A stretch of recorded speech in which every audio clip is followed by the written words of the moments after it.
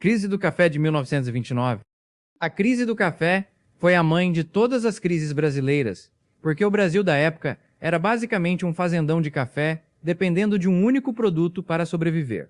Quando a Bolsa de Nova York quebrou em outubro daquele ano, o preço do café desabou junto, derrubando as exportações, a arrecadação do governo e a legitimidade da República Velha inteira. Foi essa crise que jogou o país nos braços de Getúlio Vargas em 1930 e encerrou décadas de política do café com leite. Ou seja, uma das maiores crises econômicas do mundo mudou completamente a história política do Brasil. Calote da dívida externa de 1931. O calote da dívida externa foi a primeira vez que o Brasil deu um calote internacional de verdade. Getúlio assumiu o poder com o caixa vazio, a receita de exportações destruída e uma dívida enorme herdada das décadas de café. Então ele simplesmente parou de pagar os credores internacionais, o que na época era um escândalo monumental. Mas Getúlio não estava nem aí, usou o dinheiro para industrializar o país, criar a Petrobras, a Vale e a CLT. No fim, a economia cresceu tanto que o calote foi renegociado e o Brasil saiu mais forte do que entrou. Na prática, foi o calote mais produtivo da história econômica nacional. Crise do plano de metas do JK. A crise do plano de metas do JK foi o preço do slogan 50 anos em 5. Juscelino Kubitschek construiu Brasília, expandiu a indústria automobilística, modernizou portos e rodovias tudo ao mesmo tempo, mas pagou a conta imprimindo dinheiro e explodindo o déficit público. A inflação saiu de 7% para quase 40% ao ano no final do seu governo. E o JK simplesmente foi embora deixando a bomba para o próximo, que foi Jânio Quadros, que ficou 8 meses no cargo e renunciou, talvez porque percebeu que a herança era impagável. Crise econômica de 1962 a 1964. A crise de 62 a 64 foi a tempestade perfeita que destruiu a democracia brasileira. João Goulart assumiu com inflação alta, déficit crescente, PIB estagnado e tensão social explodindo. A elite empresarial e militar estava apavorada com o fantasma do comunismo. Jango tentou reformas de base, como reforma agrária e controle de remessas de lucro para o exterior, o que assustou o capital. A inflação chegou a 80% ao ano, a economia entrou em colapso e o resultado foi o golpe militar de 1964. Ou seja, a crise econômica foi o combustível que incendiou a democracia. Milagre econômico brasileiro de 1968 a 1973. O milagre econômico de 68 a 73 não foi exatamente uma crise, mas foi o intervalo entre duas. Os militares herdaram uma economia destruída, aplicaram um choque de austeridade brutal e aproveitaram o crédito externo barato que o mundo oferecia na época. O Brasil cresceu a 10%, 11% e até 12% ao ano por quase uma década. Virou a 8ª economia do mundo, construiu a Transamazônica, a Ponte Rio-Niterói e Itaipu.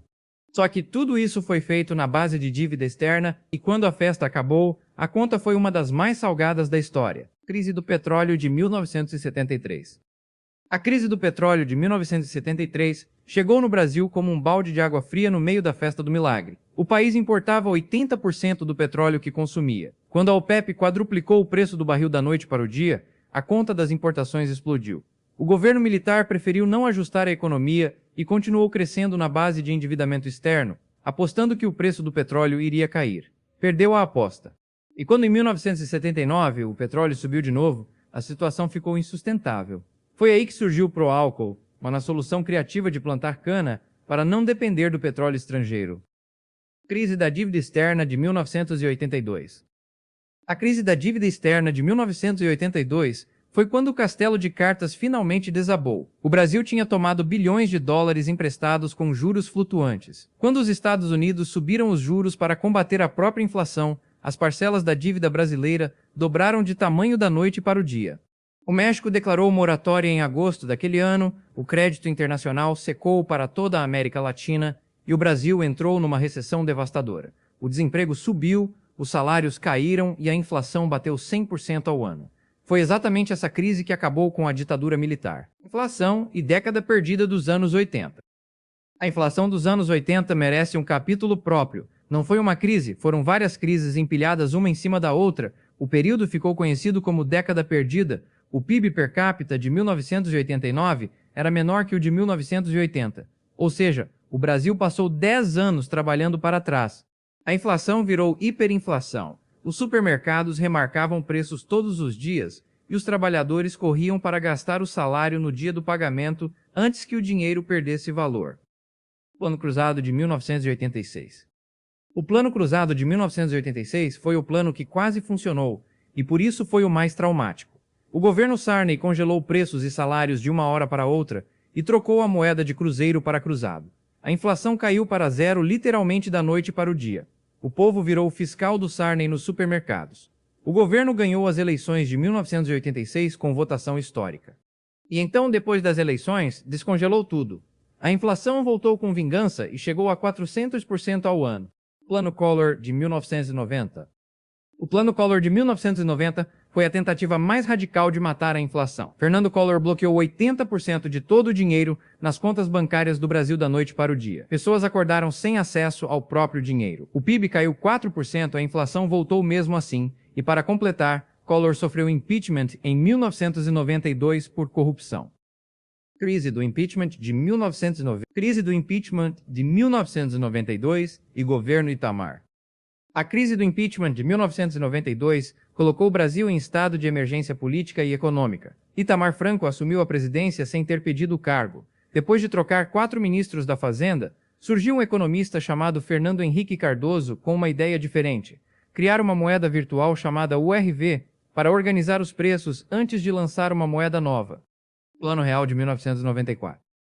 O Plano Real de 1994 foi o maior feito econômico da história brasileira. A URV funcionou, o real nasceu em julho de 1994, e pela primeira vez em 30 anos, a inflação foi derrotada de verdade. Os preços estabilizaram, o consumo explodiu e Fernando Henrique virou presidente. Apagão de energia de 2001. O apagão de 2001 mostrou que crescer sem investir em infraestrutura tem limite. Uma seca reduziu os reservatórios das hidrelétricas e o Brasil não tinha geração suficiente. O governo teve que impor racionamento de energia. Crise financeira global de 2008. A crise de 2008 começou quando o Lehman Brothers quebrou nos Estados Unidos. O crédito global congelou, mas o Brasil foi um dos países que menos sofreu e mais rápido se recuperou. Grande recessão brasileira de 2015 e 2016. A recessão de 2015 e 2016 foi a maior crise econômica desde a década perdida. O PIB despencou, o desemprego disparou e o país entrou em turbulência política. Crise da pandemia de 2020. A pandemia de 2020 paralisou a economia mundial. O PIB brasileiro caiu e milhões ficaram sem renda, mas o auxílio emergencial evitou um colapso social ainda maior.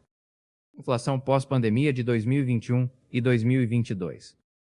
A inflação disparou com a desorganização das cadeias globais e o aumento dos preços de energia e alimentos. Crise fiscal brasileira de 2023 em diante. A crise fiscal atual envolve dívida pública elevada, juros altos e o desafio permanente de equilibrar crescimento econômico com responsabilidade fiscal. Em 2026, o Brasil é isso: juros absurdos, dívida recorde e mercado em estresse constante, mas também agroforte, pré-sal, fintechs e o Pix, que virou referência mundial.